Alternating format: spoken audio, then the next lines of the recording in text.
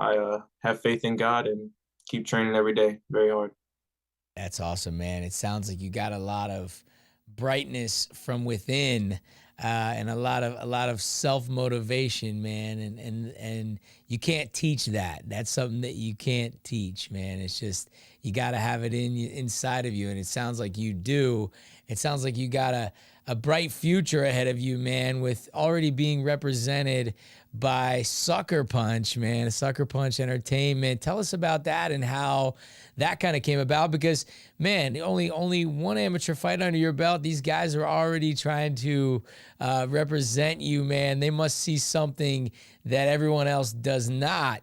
How did that come about, and how do you feel about being represented by a big organization like Sucker Punch, because they represent a lot of the UFC fighters all over the world? How did that come about? So, my teammate, Josh McElhenney, he's a professional MMA fighter. He had an undefeated amateur career, and he got signed by Sucker Punch. Um, so Brian Butler was at my fight because Brian Butler was in the Richmond area at the time, and he came to meet up with Josh, hang out, Okay. just shoot the crap. And Brian got to watch me fight. He had the privilege of watching me fight in person, and Oh wow. he thought he really liked what he saw. I guess he just felt the energy that I get off.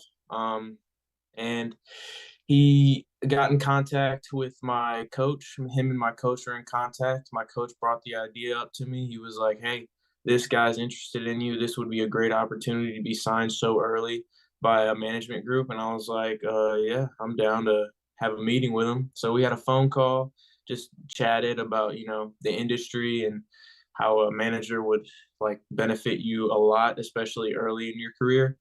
And yeah, I signed with him, and here we are today. Dang, man. Yeah. No, I mean, you don't hear that a lot. And for them to want to pick you up, like I say, man, they must see something special in you. And that's awesome, man. And we're really excited to have you here on our Cagezilla 84 card coming up, man. And moving into that, you'll have a bantamweight showdown with another gentleman named Micah. So it's going to be the battle of the Micahs here on Cagezilla 84 here, April 26th. You're a super exciting prospect, 19 years old. Tell us, Micah, what does it mean for you to compete for Cagezilla? And just in general, kind of what kind of energy and how you feeling coming into April 26th? I was really, really stoked to be fighting for Cagezilla because I'm only interested. I perform the best under the bright lights, and when I have a big crowd watching me, I just feel in my element. I feel like just naturally great. Um, and Cagezilla is one of the only amateur MMA promotions where it feels professional. Like even as an amateur fighter, you feel like you're fighting professionally. Um, Cagezilla and APFC, I think, are definitely like the only fight promotions I'd be willing to fight for when it comes to amateur, because I love the bright lights, and I just feel like I live for that. I live for fighting under the bright lights, and I live for being the like center of attention, and those bright lights just amplify that star power. Yeah. So yeah, I really was stoked whenever my coach brought up Cagezilla, and then I was even more stoked that I got a fight so quick. I was just happy, very, very happy. That's awesome, man. Yeah, we bring you guys all the lights, camera, action that you deserve here at Cagezilla. One of the other guys that I interviewed called it a mini UFC.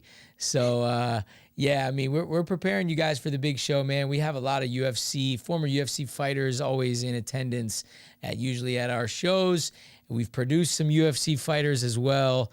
And man, you being represented by Sucker Punch, you keep doing well inside of the Cagezilla cage, and the trajectory seems just about guaranteed for you, man. If you continue on the right path. So that's awesome, man. And I love those. I love those fighting nerds glasses, man. Is that a playoff of the fighting nerds? Come on now, I'm a big fan of Yes, those sir. guys.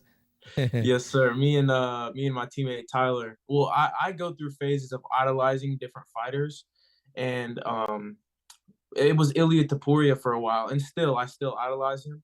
But recently, it's been the fighting nerds. Man, I love Mauricio Hufi.